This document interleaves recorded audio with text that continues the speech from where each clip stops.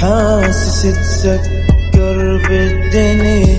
هو ليلي يا امي ليش الدمعة فيك؟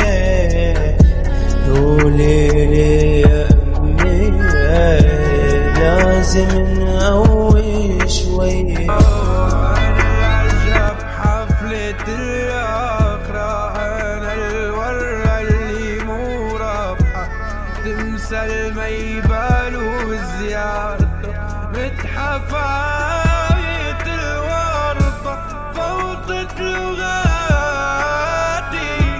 تحكي عن اللي صار يا كيف قدرت تقسي علي وانا الضوي شموع وصلت. هو ليلي يا امي ليش الدمعة فيك؟